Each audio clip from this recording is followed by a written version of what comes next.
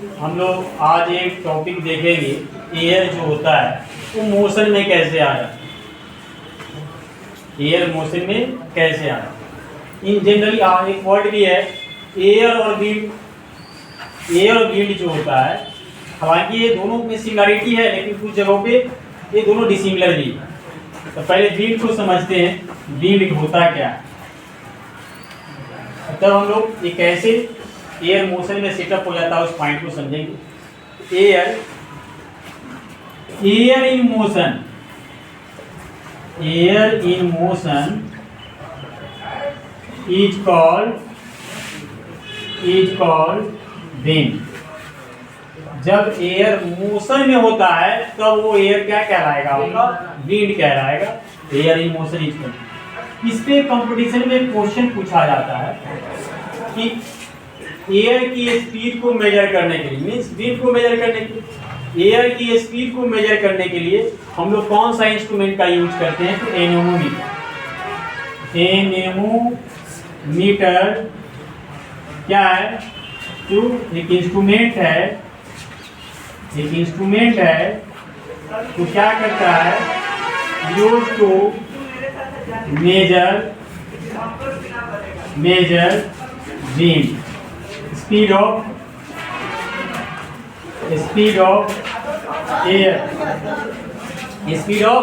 Air को measure करने के लिए इसका यूज किया जाए। ना अब एनेमोमीटर तो हमें क्लियर हो गया कि इस इंस्ट्रूमेंट के हेल्प से हम इस स्पीड से एयर मोशन कर रहा है वो हम मेजर कर सकते हैं। अब क्वेश्चन है कि एयर मोशन में आया कैसे। तो हम दो सिचुएशन ले रहे हैं, समझाने की कोशिश कर रहा हूँ कि एक है, सपोज करते हैं कि अर्थ का एक पार्ट है, सपोज कर रहे हैं, और एक अर्थ है का मैं एक पार्ट मतलब कंसीडर कर लिया, एक कंसीडर कर लिया हूँ। हालांकि पूरा अर्थ है, लेकिन जिसमें हमने दो रीजन सेलेक्ट किया हूँ, दो प्लेस सेलेक्ट किया हूँ अर्थ का। सपोज करते हैं यहाँ पर जब अर्थ है, अर्थ का सरफेस है, एटमॉस्फेयर होगा ही होगा।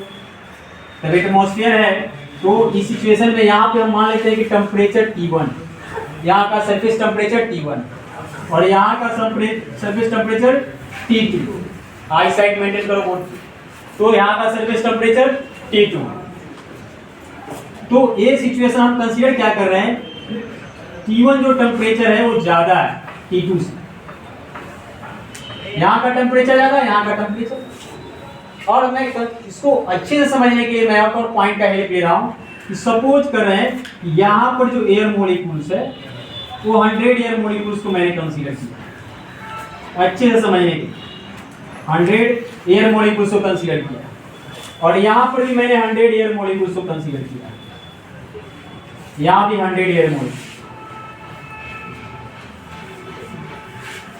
यहाँ 100 एयर मोलिक्यूल्स। तो आपके माइंड में आएगा कि सर यहाँ एयर मोलिक्यूल्स आप 100 कंसीडर किए हैं और एक छोटा सा शेप बनाया है, और यहाँ पे बड़ा सा शेप बना है। इसका रीजन भी बता। आपको मालूम होगा कि एयर के पास में क्या नेचर है कि जब हीट होगा, यहाँ टेम्परेचर ज़्यादा है, तो टेम्परेचर ज़्यादा है यहाँ पे, तो इसके कंपेरिजन में यहाँ हॉट हुआ, इसे कंपेरिजन में हॉट हो गया, और इससे जब कंपेयर किया जाए तो रीजन कोल्ड है। तो जब टेम्परेचर डाउन होता है, जब टेम्परेचर डाउन होगा तो एयर के मॉलिक्यूल्स काफी क्लोजली पैक होने की कोशिश करें। तो उतना ही मॉलिक्यूल्स नजदीक आ चुका है, तो उतना ही मॉलिक्यूल जब नजदीक आ चुका है तो स्पेस कम कवर करेगा। स्पेस कम कवर करेगा तो यहाँ पर वॉल्यूम मान लेते हैं, अभी यहाँ का वॉल्यूम V2 है, कंसीडर कर लेते हैं अभी एयर का वॉल्यूम 100 मॉलिक्यूल्स का वॉल्यूम V2 है। यहाँ पे हीट हो रखा है एयर।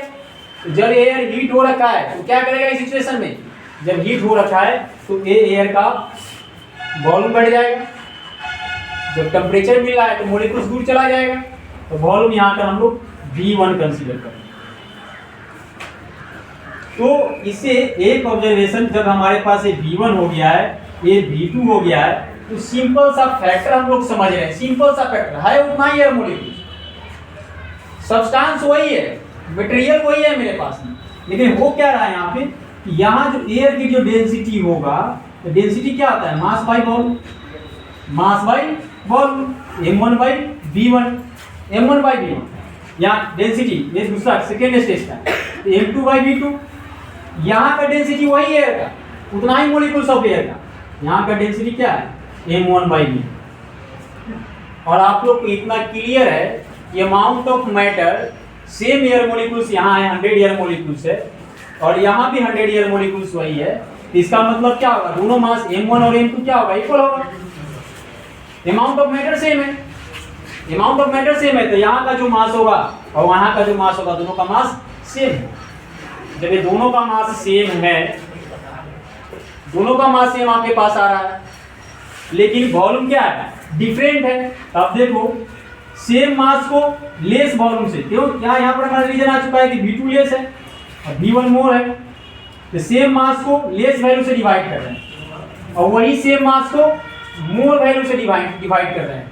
तो यहाँ मोर वैल्यू से डिवाइड करेंगे तो आउटपुट क्या आएगा, लेस आ जाएगा, लेस आ जाएगा, यहाँ पर आउटपुट मेरा लेस आएगा। और यहाँ सेम वैल्यू को लेस वैल्यू से डिवाइड करेंगे तो आउटपुट क्या आ जाएगा, यहाँ मोर आ जाएगा। इसका मीनिंग ये हुआ कि डेंसिटी जो D2 होगा वो डेंसिटी यहाँ ज़्यादा होगा एज कम्पेयर टू D1। तो डेंसिटी यहाँ पे ज़्यादा हो गया, यहाँ पे डेंसिटी कम हो गया, उतना ही एयर मॉलिक्यूल्स था। अब ये सिचुएशन क्या यहाँ पर क्रिएट हो रहा है, मैंने एक बात बोला हूँ, हमेशा माइंड में भी रखना है आपको, डेंसिटी डिफरेंस जहाँ होगा वहाँ प्रेशर डिफरेंस, और जहाँ प्रेशर डिफरेंस होगा वहाँ मूवमेंट स्टार्ट होगा। जहाँ प्रेशर डिफरेंस होगा वहाँ पे मूवमेंट स्टार्ट होगा, कोई चीज मोशन में है। तो अब यहाँ पे क्या होगा, ये तो कोल्ड एयर था, यहाँ डेंसिटी डाउन हो गया। अब जिसका डेंसिटी कम होता है ना, जिसका डेंसिटी कम होगा वो ऊपर की ओर भागने की कोशिश करेगा, अपवर्ड शिफ्ट होने की कोशिश करेगा। तब यहाँ का एयर का मॉलिक्यूल्स का डेंसिटी कम था, ये सब एयर मॉलिक्यूल्स टॉप में जाने की कोशिश करेगा। अब ये टॉप की जाने की कोशिश करेगा, कितना स्पेस खाली हो जाएगा, यहाँ से ये स्पेस अब एम्प्टी हो जाएगा। अब ये स्पेस एम्प्टी हो जाएगा तो गैस क्या है, गैस क्या है, तो फ्रीली मूवमेंट कर रहा है। जहाँ स्पेस खाली लगेगा वहां जाके एडजस्ट होने की कोशिश करेगा, वहां जाके एडजस्ट होने की कोशिश करेगा। इसके जो नियर अबाउट वाले जो एयर मॉलिक्यूल्स होंगे वो एयर मॉलिक्यूल्स यहाँ चला जाएगा, यहाँ पे आ जाएगा एयर मॉलिक्यूल्स। अब ये जहाँ का एयर मॉलिक्यूल्स यहाँ इस स्पेस को कवर किया था, फिर यहाँ का एयर मॉलिक्यूल्स एम्प्टी हो जाएगा, यहाँ का रीजन। तो फिर यहाँ का जो एयर मॉलिक्यूल्स होगा अब इसको जाके कवर करेगा, फिर यहाँ का एयर मॉलिक्यूल साइड हो जाएगा। अब यहाँ का एयर मॉलिक्यूल साइड हुआ तब ये एयर मॉलिक्यूल जाके इसको कवर करेगा। तो क्या ऑब्जर्वेशन लास्ट में आया मेरा, लास्ट में ऑब्जर्वेशन ये आया कि यहाँ पे कोल्ड एयर था, तो कोल्ड एयर किसकी तरफ मोशन कर रहा है, हॉट रीजन की तरफ कर रहा है। तो कोल्ड से हॉट रीजन की तरफ मूवमेंट होगी। कहने का मीनिंग ये हुआ कि जिधर डेंसिटी यहाँ ज्यादा था, ये ज्यादा डेंसिटी से कम डेंसिटी की तरफ, तो कम डेंसिटी की तरफ गया। तो ऐसा क्यों हुआ, ऐसा इसीलिए हमारे सरफेस को कंसीडर देखने को मिला क्योंकि अर्थ का ये सरफेस कम हीट था, ये अर्थ का ये सरफेस कम हीट था और अर्थ का ये सरफेस ज्यादा हीट था। इसका मीनिंग ये हुआ कि विंड जो होता है, एयर जो मोशन में आता है due to unequal heating of the earth surface. Air जो मोशन में सेटअप क्यों होता है, unequal heating of the earth surface, unequal heating of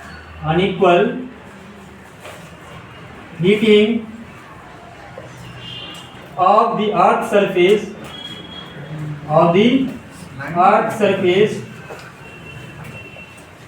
unequal heating of the earth surface leads to